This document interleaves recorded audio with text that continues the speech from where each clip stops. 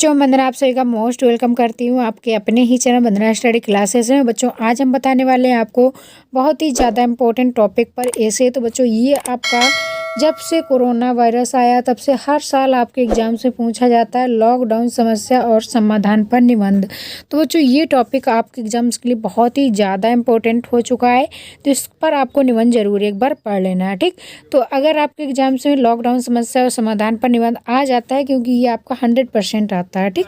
जब से corona virus आया तब से आपका 100% ये निबंध जरूर पूछा जाता है, चाहे वो इंग्लिश में हो चाहे वो हिंदी में हो, ठीक। तो कैसे आपको पूरा निबंध लिखना है, इस पर पूरी जानकारी आपको इस वीडियो में देने वाले हैं, ताकि आपके पूरे जो नंबर आने हैं वो पूरे नंबर मिले। क्योंकि 10 नंबर का आपका पूरा ऐसे पूछा जाता है, तो पूरे 10 नंबर आपके इस निबंध से पक्के होने वाले हैं। तो वीडियो में लास्ट तक बने रहिएगा। अगर वीडियो आपके लिए थोड़ा सा भी यूजफुल रहे तो वीडियो को लाइक ज़रूर कर लें, चैनल को सब्सक्राइब कर लें, अपने दोस्तों को ज़्यादा से ज़्यादा शेयर ज़रूर करें, ताकि आपके दोस्तों को भी ये वीडियो मिल पाए, ठीक। तो लॉकडाउन समस्या और समाधान। लॉकडाउन लगा था, कोरोना वायरस आया, समस्याएं क्या क्या हुई, इसका समाधान कैसे किया जा सकता है, पूरी जानकारी आपको इस वीडियो में मिल जाएगी, ठीक। तो सबसे पहले जब आपको निबंध लिखना हो, किसी भी टॉपिक पर लिखना हो, चाहे वो लॉकडाउन पर हो, चाहे कोरोना वायरस पर हो, चाहे आपकी भ्रष्टाचार पर हो, चाहे बेरोजगारी पर हो, किसी भी टॉपिक पर अगर आपको निबंध लिखना है, तो सबसे पहले आप क्या करेंगे, प्रमुख विचार यानी कि रूपरेखा आपको जरूर डालनी है। अगर आप रूपरेखा डालते हैं तो एग्जामिनर का पूरा अटेंशन जो ध्यान होता है वो पूरा आपका रूपरेखा में जाता है, क्योंकि वो इसी से आइडिया लगा लेते हैं कि बच्चों को कितनी नॉलेज है, ठीक। क्योंकि इसमें मेन हेडिंग होती है वो आपको डाल देनी होती हैं, तो एग्जामिनर को पता चल जाता है कि बच्चे को कितनी नॉलेज है, ठीक। तो इसमें आपको क्या करना है, सबसे पहले प्रस्तावना जो हेडिंग है वो डाल देते हैं। प्रस्तावना आपको सभी निबंध में डालना है, किसी भी टॉपिक पर निबंध हो, प्रस्तावना यानी कि उसके मेन जो तथ्य होते हैं, मेन जानकारी होती है वो प्रस्तावना में आपको डाल देनी होती है। इसके बाद लॉकडाउन के लाभ क्या हुए, लॉकडाउन से हानियां क्या हुई। लाभ तो मान लीजिए बहुत ही कम हुए, लॉकडाउन से हानियां सबसे ज़्यादा हुई। फिर इसके बाद उपसंहार, ठीक। तो उपसंहार में पूरा आपका निबंध का सार आ जाता है, यानी सारांश आ जाता है, ठीक। तो पूरा आपको निबंध इसी तरीके से लिखना है। सबसे पहले आपको मुख्य बिंदु यानी कि आपको रूपरेखा जरूर डालनी है, अगर आपको पूरे नंबर चाहिए, ठीक। इसके बाद देख लेते हैं कैसे निबंध आपको लिखना है। तो सबसे पहले प्रस्तावना डालेंगे, ठीक। तो प्रस्तावना डाल देना है। इसके बाद प्रस्तावना में आपको क्या लिखना है, तो लॉकडाउन पर निबंध है तो लॉकडाउन के बारे में लिख देंगे। अगर भ्रष्टाचार के बारे में है तो भ्रष्टाचार, बेरोजगारी है तो बेरोजगारी, जिस भी टॉपिक में आपको लिखना है तो प्रस्तावना में उसकी जानकारी दे देते हैं, ठीक। तो लॉकडाउन यह मानव जाति के इतिहास में पहली बार हुआ था। अभी हमने आपको बताया कि कोरोना जब से आया तब से लॉकडाउन पर निबंध आपका बहुत ही ज़्यादा ट्रेंडिंग में आने लगा है, ट्रेंडिंग टॉपिक है, तो इस पर निबंध जरूर आता है। तो ये आपको जरूर पढ़ लेना है। तो ये आपके इतिहास में पहली बार है जहां पूरे देश में धारा 144 के तहत सबको घर में रहने की सलाह दी गई है। यह इसलिए किया गया क्योंकि एक ऐसे जानलेवा वायरस, यहाँ पर आपको वायरस कर लेना, ठीक। ये मिसप्रिंट है, वायरस कर लेना, ठीक। वायरस ने हमला बोल दिया कि पूरी दुनिया में लाखों लोगों की जान चली गई और अब भी संक्रमण का खतरा बढ़ रहा है। कोरोना वायरस से बचने का सिर्फ एक ही उपाय है, सामाजिक दूरी यानी कि सोशल डिस्टेंसिंग। यह संक्रमण एक इंसान से दूसरे इंसान में तेजी से फैलता है। भारत सरकार ने हिदायत दी है कि हम पर्सनल और प्रोफेशनल रिश्ते से हर संभव दूरी बनाए रखें, तभी हमें इस वायरस से मुक्ति मिल सकती है। भारत के सभी राज्यों में लोग घर पर रहकर सरकार के निर्देशों का पूरी तरह से पालन कर रहे हैं। लॉकडाउन से तात्पर्य होता है तालाबंदी, ठीक। तो लॉकडाउन का अगर आपको अर्थ भी बताना है तो इसको आपको बहुत ही अच्छे यानी कलर पेन से आपको डालना है कि लॉकडाउन का अर्थ होता है तालाबंदी, ठीक। लॉकडाउन के तहत सभी को अपने अपने घरों में रहने की सलाह दी गई है, जिसका सरकार की तरफ से सख्ती से पालन भी करवाया जा रहा है। इसलिए आवश्यक है क्योंकि कोरोना वायरस नामक महामारी मनुष्य जाति के इतिहास में पहली बार आई है। अब संपूर्ण देश इस वायरस से लड़ने के लिए अपने अपने घरों में कैद हो गया है। इस महामारी के कारण से लाखों लोग अपनी जान गंवा चुके हैं तथा इससे बचने का सिर्फ एक ही मार्ग है और वह रास्ता है सोशल डिस्टेंसिंग अर्थात कि सामाजिक दूरी।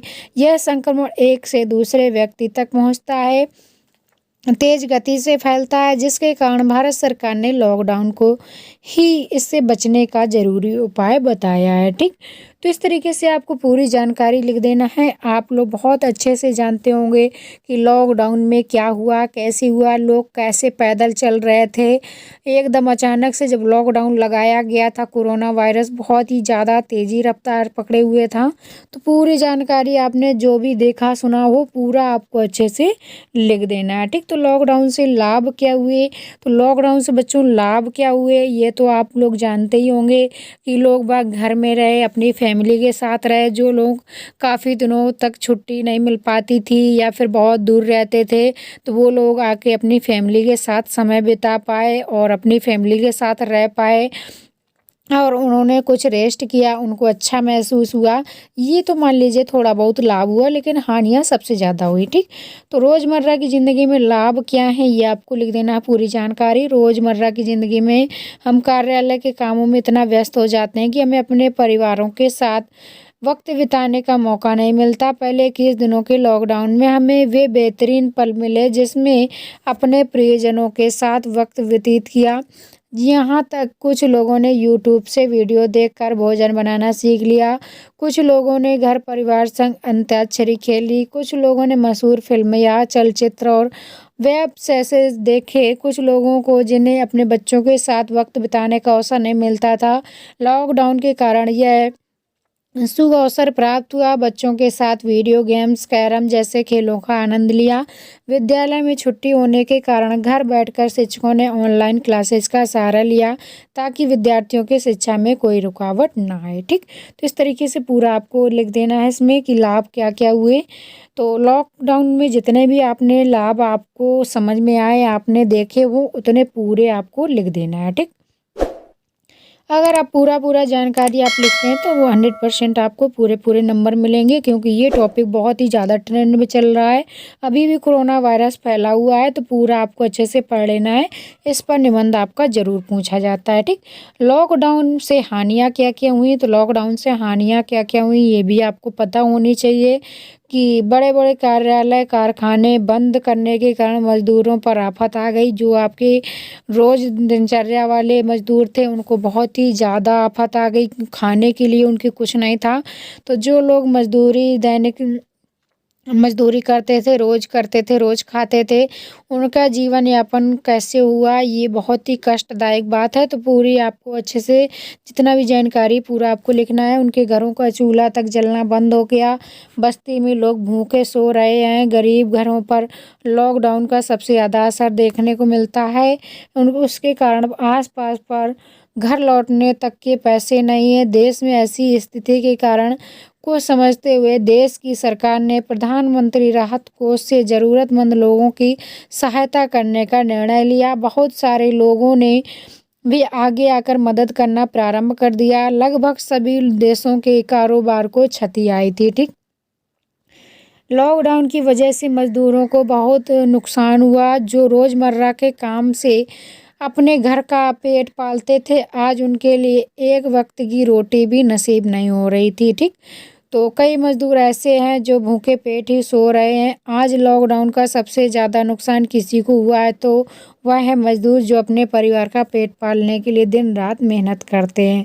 तो बच्चों जितना भी आपने देखा होगा, आपने महसूस किया होगा, जितना आपने अपने घरों में देखा, आसपास देखा, पूरी जानकारी आपको इस निबंध में लिख देना है, क्योंकि 2 साल का जो समय बीता है बहुत ही कष्टदायक रहा है। तो पूरा आपको जितना भी नॉलेज है पूरा आप इसमें लिख सकते हैं। ठीक, उपसंहार में आपको पूरा सारांश लिखना है कि कोरोना वायरस कैसे आया, क्यों आया, लॉकडाउन क्यों लगाया गया।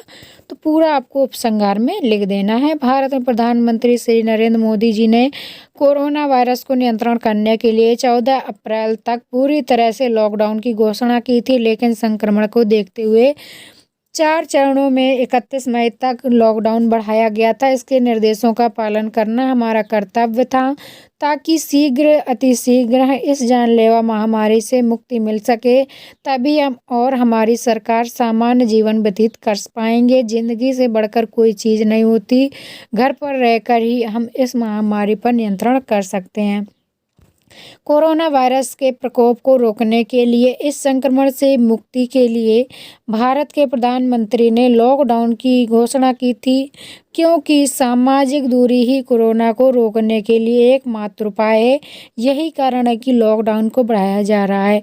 इसलिए हम सभी की यह नैतिक जिम्मेदारी है कि इस निर्णय का पूर्ण समर्थन करें और इस लॉकडाउन का पूर्ण रूप से पालन करें और वायरस को जड़ से मिटा दें। लेकिन ये मिट नहीं रहा है, बार बार वापस आ रहा है। तो ये आपका लॉकडाउन का सबसे बड़ा नुकसान यानी कि हानि है। ठीक, तो बच्चों ये था आपका निबंध, जो कि बहुत ही इम्पोर्टेंट टॉपिक है। तो ये आपको अच्छे से पढ़ लेना है। अगर वीडियो पसंद आया हो तो वीडियो को लाइक कर लें। अगर आपके लिए थोड़ा सा भी यूजफुल रहा हो, नेक्स्ट वीडियो आप देखना चाहते हो तो वीडियो को सब्सक्राइब करें। चैनल को सब्सक्राइब करने के साथ साथ बेल आइकन का बटन ज़रूर प्रेस कर लें। बेल आइकन का बटन प्रेस कर लेंगे तो आपको नेक्स्ट आने वाले वीडियो की नोटिफिकेशन तुरंत मिल पाएगी। चलिए बच्चों, मिलेंगे नेक्स्ट वीडियो में। तब तक के लिए bye bye. Thanks for watching.